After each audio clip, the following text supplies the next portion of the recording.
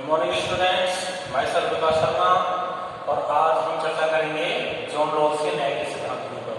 पिछली क्लास में हम लोगों ने पढ़ा था वर्तमान समय में न्याय के प्रचलित दो रूपों के बारे में, और ये दो रूप थे तात्विक न्याय और प्रक्रियात्मक न्याय, जिसके अंतर्गत हमने देखा था कि प्रक्रियात्मक न्याय वाले जो हैं वो उदारवादी पूंजीवादी व्यवस्था का समर्थन करते हैं। वो ये कहते हैं कि न्यायपूर्ण वही है जिसकी प्रक्रिया शुद्ध है। इसका मतलब ये है कि सरकार को बाजार के कारों में हस्तक्षेप नहीं करना चाहिए, उसे केवल सामाजिक जीवन की जो प्रक्रिया है वो प्रक्रिया सही रखनी चाहिए। उसके बाद किसको क्या मिलता है ये उसके निजी भाग्य का निर्णय है। दूसरी तरफ है हमारे तात्विक न्याय के समर्थन, वो समाजवादी हैं। वो ये कहते हैं कि किसको क्या मिलता है ये भाग्य के भरोसे छोड़ दें, ऐसा नहीं है। वास्तविक रूप में किसको क्या मिला है, केवल प्रक्रिया ही नहीं परिणाम के स्तर पर भी किसकी को क्या मिला है, इस बात का भी हमें निर्धारण करना चाहिए। तो वर्तमान समय में जिस सामाजिक न्याय की बात होती है उस सामाजिक न्याय के संदर्भ में तात्विक न्याय और प्रक्रियात्मक न्याय के रूप में हमारे दो मत प्रचलित हैं। आइए अब चर्चा करते हैं इसी न्याय व्यवस्था में। जब हम आगे बढ़ते हैं तो वर्तमान समय में हमारा सामना होता है जॉन रॉल्स से। वर्तमान समय में हमारा सामना किससे हो रहा है, जॉन रॉल्स से। आइए जानते हैं जॉन रॉल्स कौन है। जॉन रॉल्स राजनीतिक विश्लेषक हैं, आर्थिक सामाजिक मामलों के जानकार हैं और सामाजिक न्याय और आरक्षण की व्यवस्था के संदर्भ में इनका प्रमुख योगदान है। इनका प्रमुख योगदान क्षेत्र क्या है, सामाजिक न्याय के क्षेत्र में। और इनकी जो प्रमुख पुस्तक है वो है 1971 में रचित अ थ्योरी ऑफ जस्टिस। कौन सी पुस्तक है, अ थ्योरी ऑफ जस्टिस, न्याय का सिद्धांत। ये पुस्तक अपने आप में बहुत महत्वपूर्ण है। आपने अपनी पिछली कक्षाओं में पढ़ा था राजनीतिक सिद्धांत के पतन के बारे में और व्यवहारवाद के उदय के बारे में। उसी चैप्टर के एंड में आता है कि राजनीतिक सिद्धांत का पुनरुत्थान हुआ है, अब पुनः सिद्धांतवादी अध्ययन किया जाने लगा है। तो वो सिद्धांतवादी अध्ययन जहां से प्रारंभ माना जाता है 1971 में जॉन रॉल्स की यह वही किताब है जहां से राजनीतिक सिद्धांत का पुनरुत्थान माना जाता है। अब चर्चा करते हैं कि इस पुस्तक की विषय वस्तु क्या है, क्या दे रखा है थ्योरी ऑफ जस्टिस में। अब थ्योरी ऑफ जस्टिस के अंतर्गत जॉन रॉल्स न्याय को परिभाषित करने का कार्य करते हैं। उनके अनुसार न्याय क्या है। न्याय के संदर्भ में जॉन रॉल्स कहते हैं कि न्याय सामाजिक संस्थाओं का सर्वप्रथम सद्गुण है। न्याय क्या है, सामाजिक संस्थाओं का सर्वप्रथम सद्गुण।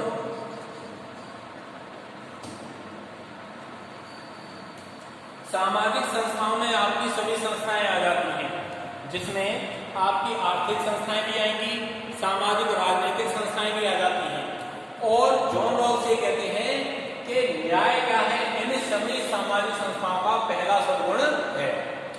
अब वो ये आते हैं कि न्याय वस्तुतः क्या है। जॉन रॉल्स इस संबंध में कहते हैं कि समाज में प्राथमिक वस्तुओं के आवंटन की जो प्रक्रिया है वह न्यायपूर्ण होनी चाहिए, और जो हमारा न्याय है वो वास्तव में समाज में इन प्राथमिक वस्तुओं के आवंटन से ही जुड़ा हुआ है। तो दूसरी बात वो ये कहते हैं कि न्याय क्या है, वो कहते हैं कि समाज में प्राथमिक वस्तुओं के आवंटन की प्रक्रिया ही क्या है, न्याय है। प्राथमिक वस्तुओं के आवंटन की क्रिया, इसमें हम पढ़ रहे थे प्राथमिक वस्तुओं के बारे में। तो पहली है पद एवं प्रतिष्ठा, सार्वजनिक पद एवं प्रतिष्ठा। दूसरा है संपत्ति व सेवाएं, सार्वजनिक संपदा जो है और जो सेवाएं राज्य द्वारा अपने नागरिकों को प्रदान की जाती हैं। तीसरा है अवसर की समता, प्रत्येक व्यक्ति को कार्य करने के समान अवसर मिले, वो अवसर जो है प्राथमिक वस्तुएं हैं। और इसमें कुछ और भी चीजें आती हैं, जैसे कि समाज के बहुमूल्य पद, संपदा इत्यादि। तो इन प्राथमिक वस्तुओं के आवंटन की क्रिया है, वही क्या है वस्तुतः न्याय का सार है। अब आती है बात क्रिया की। तो जॉन रॉल्स ये कहते हैं, जॉन रॉल्स एक उदारवादी विचारक हैं, वो ये कहते हैं कि समाज में इन प्राथमिक वस्तुओं के आवंटन की प्रक्रिया अपने आप में न्यायपूर्ण होनी चाहिए। अब न्यायपूर्ण प्रक्रिया से क्या तात्पर्य है कि प्रक्रिया इस प्रकार की हो कि समाज में जो न्यूनतम व्यक्ति है उसको अधिकतम लाभ मिल सके। तो इसमें एक और शब्दावली जुड़ती है, वो क्या है, हीनतम को अधिकतम, हीनतम को अधिकतम।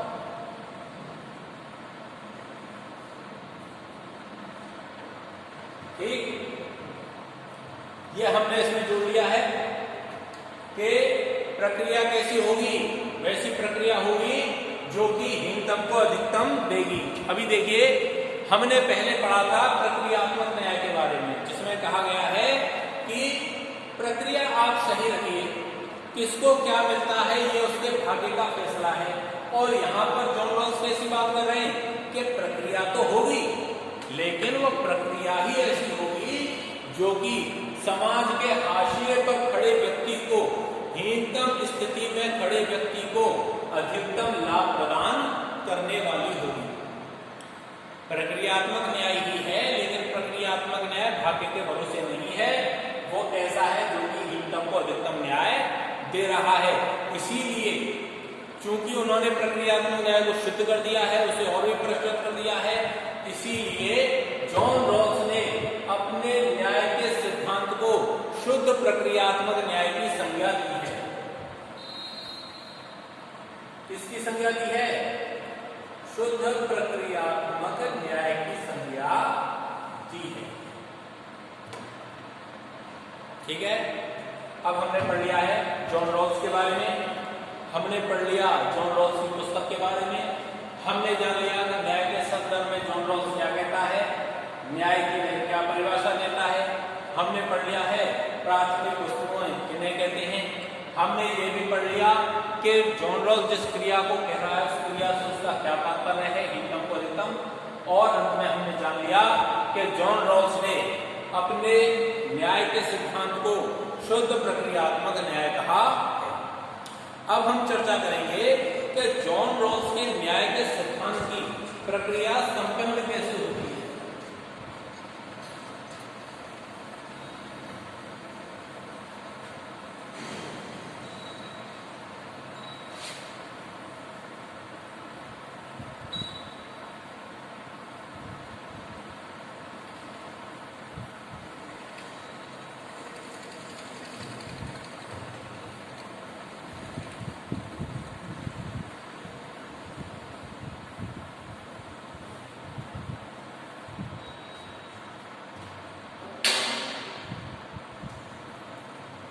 जॉन रॉल्स, अब चर्चा आती है इसके न्याय की प्रक्रिया के बारे में।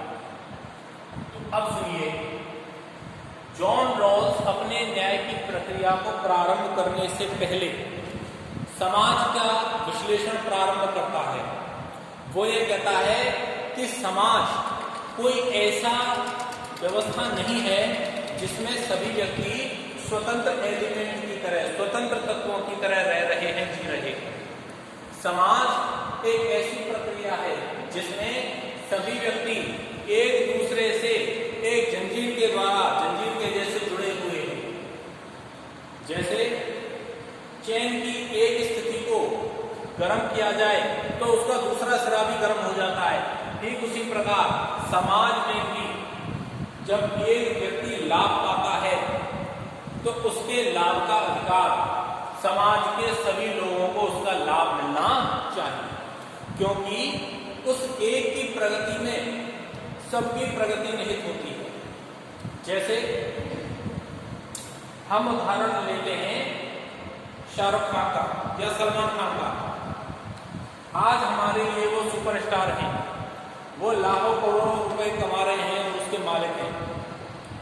क्या उनकी ये तरक्की ईश्वरीय देन है? नहीं, ईश्वरीय देन नहीं है। उनकी इस तरक्की में समाज के सभी व्यक्तियों का हाथ है। उस व्यक्ति का भी हाथ है जो 1000 रुपए का टिकट लेकर के किसी एसी हॉल में उसकी पिक्चर देखने जा रहा है, और उसका भी योगदान है जो 50 रुपए की टिकट लेकर के किसी सस्ते पिक्चर हॉल में उसकी फिल्म देखने जा रहा है। फैन उनके सभी हैं, चाहे वो बहुत अमीर हो चाहे वो बहुत गरीब हो, फैन उनके सभी हैं, और इसी वजह से उन्होंने ये सारी संपदा कमाई है। आज हम ये कहें कि अंबानी, अडानी, टाटा सेठ, ये जितने भी बड़े बड़े सेठ हैं, इन्होंने अपने दम पे संपदा कमा ली? नहीं, इनकी फैक्ट्रियों में काम करने वाले, न्यूनतम वेतन पर काम करने वाले कर्मचारी का भी इनकी प्रगति में पूरा योगदान है। तो जब ये लोग तरक्की कर रहे हैं तो इनकी प्रगति का लाभ समाज के हाशिए पर खड़े आदमी तक भी पहुंचना चाहिए, क्योंकि इनकी प्रगति में समाज के उस आखिरी व्यक्ति का भी कुछ ना कुछ योगदान अवश्य था। समाज के इस विश्लेषण के साथ जॉन रॉल्स न्याय की प्रक्रिया को आरंभ करता है। इसलिए वो क्या करता है, इसके लिए वो दो हमारे संविदा विचारकों, आदर्शवादी विचारक कांट और संविदा विचारक जॉन लॉक, दोनों के उदाहरणों को प्रयोग में लाता है। कांट से उसने सीखा है विवेकशील वार्ताकार। कांट से उसने क्या लिया है? विवेकशील वार्ताकार की शब्दावली। और जॉन लॉक से उसने क्या लिया है? जॉन लॉक से उसने लिया है सामाजिक संविदा का विचार। सामाजिक समझौते का विचार वह समझौता जिसके द्वारा समाज का निर्माण हुआ है। चलिए, अब वह न्याय की प्रक्रिया को आरंभ करता है और वो पहुंचता है सामाजिक समझौते का अनुकरण करते हुए अराजकता की उस अवस्था में जहां राज्य का निर्माण नहीं हुआ है। तो पहली जो अवस्था है, ये कैसी अवस्था है? समाज के निर्माण की पूर्व अवस्था है। समाज निर्माण की पूर्व अवस्था है। और इस पूर्व अवस्था में क्या है? इस पूर्व अवस्था के बारे में जॉन रॉल्स ये कहता है कि कल्पना करें, सभी लोग इस समाज में जितने विद्यमान लोग हैं, ये सभी लोग कुछ समय के लिए समाज पूर्व अवस्था में पहुंच जाते हैं। ऐसी अवस्था है जहां पर व्यक्ति के पास जो कुछ भी है वह उसका मूल्य नहीं जानता है। इस अवस्था को जॉन रॉल्स ने नाम दिया है वेल ऑफ इग्नोरेंस, यानी कि अज्ञान का पर्दा। क्या कहा है? अज्ञान का पर्दा। चलिए, स्थिति पहुंच चुकी है अज्ञान के पर्दे के ऊपर। ऐसी अवस्था है जिसमें सभी लोग ये भूल चुके हैं कि उनके पास जो भी संपदा है उसका मूल्य क्या है। मेरे पास नोटों से भरा हुआ एक बैग है, एक बैग है मेरे पास नोटों से भरी हुई, लेकिन मेरी आंखों पे अज्ञानता का पर्दा पड़ा हुआ है। मैं जानता ही नहीं उसका मूल्य क्या है। वो मेरे लिए महज कागज के टुकड़े हैं, मैं उनको देख रहा हूं तो कागज के टुकड़े हैं। दूसरा एक शख्स है, उसके पास सोने का भरा हुआ भंडार है, सोने के भरे हुए बिस्किट हैं, लेकिन वो उनका मूल्य नहीं जानता। वह नहीं जानता कि सोना कितनी कीमती धातु होता है, वह इससे क्या क्या खरीद सकता है वह जानता ही नहीं है। और ऐसी स्थिति में क्या है? ऐसी स्थिति में उसके लिए वो महज पत्थर है, वह उसको पत्थर की तरह देख रहा है। और हमारे पास तीसरा एक आदमी है जिसके पास वाकई में पत्थर है और वो भी नहीं जानता कि मेरे पास जो चीज है इसका मूल्य क्या है, क्या ये वाकई में कीमती है या नहीं है। तो इस प्रकार समाज में लोग विद्यमान हैं, उनके पास संपदा मौजूद है, लेकिन अज्ञानता का पर्दा पड़ा हुआ है, वो उसका मूल्य नहीं जानते। अब क्या होगा?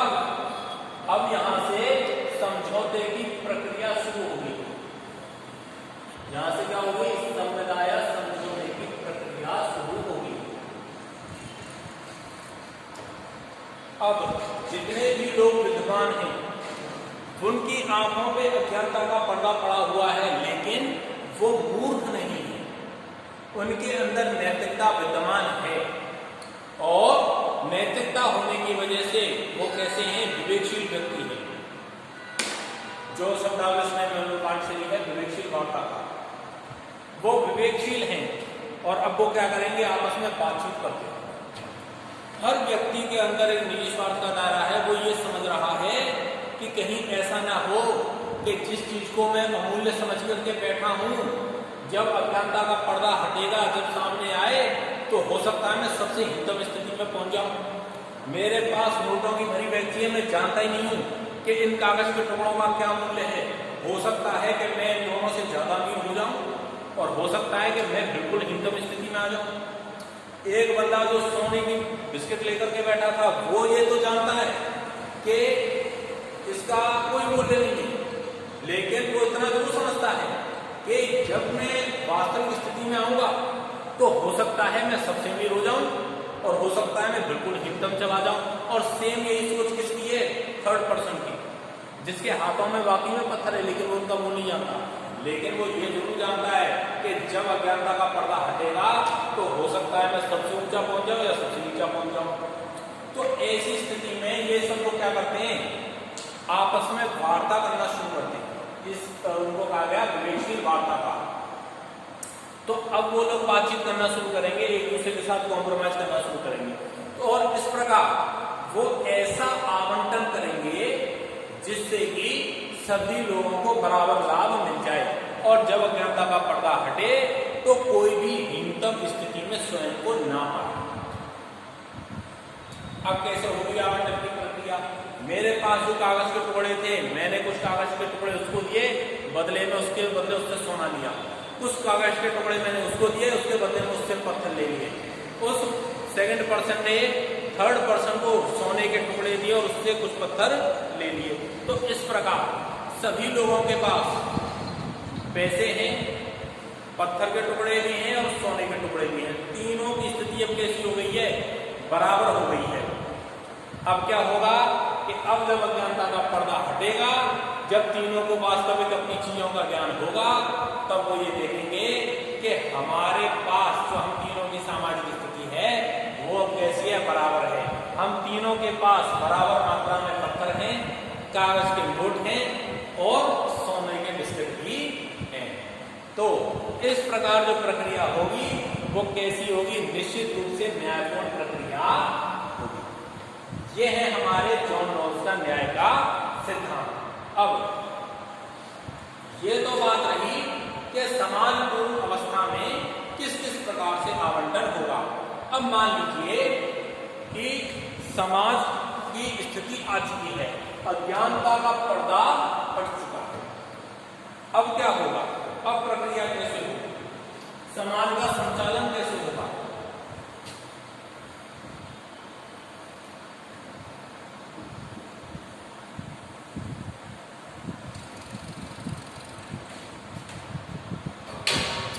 इस संबंध में जॉन रॉल्स अब प्रारंभ करते हैं अपने वास्तविक न्याय को, और इस संबंध में वो क्या देते हैं? सिद्धांत।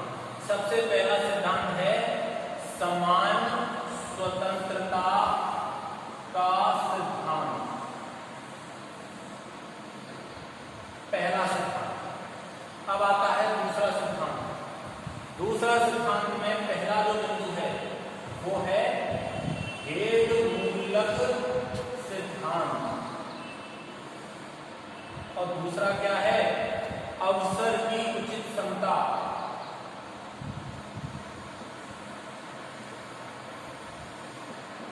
अवसर की उचित समता। अब जॉन रॉल्स कहते हैं कि न्याय की वास्तविक अवस्था आ चुकी है, समाज की वास्तविक अवस्था आ चुकी है, अज्ञानता का पर्दा हट गया। हमने हमारे विवेकशील वार्ताकारों ने जो भी आवंटन आपस में किया वो हो चुका है, और अब समाज की वास्तविक स्थिति आ चुकी है। तो अब समाज व्यवस्था में न्याय को कैसे लागू करेंगे? सबसे पहले समान स्वतंत्रता का सिद्धांत। जितने भी व्यक्ति हैं समाज में, जितने भी व्यक्ति हैं, सभी को समान रूप से अधिकार दिए जाने चाहिए। प्रत्येक व्यक्ति कोई भी काम कर सकता है, कितना भी संपदा कमा सकता है, कैसा भी जीवन यापन कर सकता है, जिससे चाहे उससे शादी कर सकता है और जो पहनना चाहे वो पहन सकता है। ये क्या है? समान स्वतंत्रता का सिद्धांत। हर किसी को कार्य करने की जो भी छूट होगी सबको समान रूप से स्वतंत्रता दी जाएगी। उसके बाद भी यदि असमानता भेदभाव बना हुआ है, असमानता बनी हुई है, अन्याय बना हुआ है, तो फिर क्या है? दूसरा सिद्धांत लागू होगा। और दूसरे सिद्धांत में भी वो क्या देते हैं? प्राथमिकता का नियम। जॉन रॉस क्या लागू कर रहे हैं? प्राथमिकता का नियम। वो ये कहते हैं कि नियम 1 को नियम 2 की तुलना में प्राथमिकता दी जानी चाहिए। हमने दी है, हमने सबसे पहले सबको समान स्वतंत्रता दी है। और नियम 2 में भी वो कहते हैं कि इनको कीजिए का और खा। वो ये कहते हैं कि नियम खा को का की तुलना में प्राथमिकता दी जानी चाहिए। इसको उन्होंने रखा तो है खा पे दूसरे नंबर पे, लेकिन प्राथमिकता के नियम में अवसर की क्षमता को पहले स्थान पर रखा है। चलिए न्याय की प्रक्रिया प्रारंभ होती है। तो प्रक्रिया प्रारंभ होती है कि समान स्वतंत्रता दे दी, फिर भी अन्याय बना हुआ है, फिर भी भेदभाव बना हुआ है, तो अब क्या होगा? अवसर की उचित क्षमता। सभी लोगों को कार्य करने के समान अवसर प्रदान किए जाएंगे। जो व्यक्ति डिजर्व करते हैं उन सबको कार्य करने का बराबर अवसर दिया जाएगा, बराबर मौका दिया जाएगा। ठीक है साहब? हमने समाज के गरीब लोगों को भी क्या किया? कार्य करने का समान अवसर दे दिया, बराबर की अपॉर्चुनिटी दे दी। लेकिन फिर भी भेदभाव बना हुआ है, फिर भी सामाजिक अन्याय बना हुआ है, तो अब क्या होगा? अब लागू होगा आपका भेदमूलक सिद्धांत, जहां पर जॉन रॉस ये कहते हैं कि यदि अब भी सामाजिक भेद बना हुआ है तो इसका मतलब ये है कि सामाजिक संविदा के दौरान कुछ गलती हुई, जिसके कारण वस्तुओं का उचित आवंटन नहीं हो पाया और अवसर की उचित क्षमता होने पर भी 2 व्यक्तियों में एक व्यक्ति आगे निकल गया और दूसरा उस अवसर का बराबर लाभ नहीं उठा पाया। क्यों? क्योंकि जब दोनों समान स्टेज में खड़े थे, एक व्यक्ति के पास कुछ ना कुछ एडवांटेज पहले से था, दूसरा व्यक्ति उस स्थिति में नहीं था। एक बच्चा अमीर था, वो पढ़ लिख सकता था, वो पढ़ा लिखा भी, लेकिन दूसरा उतना पढ़ लिख नहीं सकता था। तो ऐसी स्थिति में क्या हुआ कि अवसर की उचित समानता लागू नहीं हो पाई। अब क्या प्रारंभ होगा? अब प्रारंभ होता है हमारा भेदमूलक सिद्धांत। अब जॉन रॉस से कहते हैं कि चूंकि एक ही पायदान पर खड़े 2 व्यक्ति,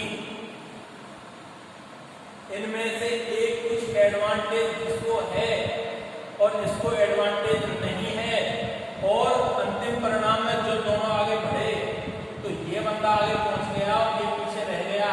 इसका मतलब यही है कि इस व्यक्ति को प्राथमिक स्तर पर ही कुछ ना कुछ सुख सुविधाएं, सहायता प्रदान की जानी चाहिए। इसको जो है प्राथमिकता प्रदान की जाए, तो सुविधा प्रदान की जाए, ताकि ये भी प्रतियोगिता में बराबर की हिस्सेदारी कर सके। और इस भेदमूलक सिद्धांत के तहत जॉन रॉस व्यवस्था करते हैं आरक्षण की। किसकी व्यवस्था करते हैं? आरक्षण की व्यवस्था करते हैं। यह है हमारे जॉन रॉस के सिद्धांत का भाग 2। आरक्षण की व्यवस्था से आप समझ गए होंगे कि आरक्षण की व्यवस्था भारत में भी लागू है। क्या जॉन रॉस भारत में लागू आरक्षण की भारतीय आरक्षण की बात कर रहे हैं? नहीं। जॉन रॉस के आरक्षण का जो विचार है वो भारतीय आरक्षण के विचार से अलग है। अब वो कैसे है और जॉन रॉस की आलोचना किसने की, जॉन रॉस का विचार कैसे आगे बढ़ता है, इसको हम पढ़ेंगे अगली क्लास में।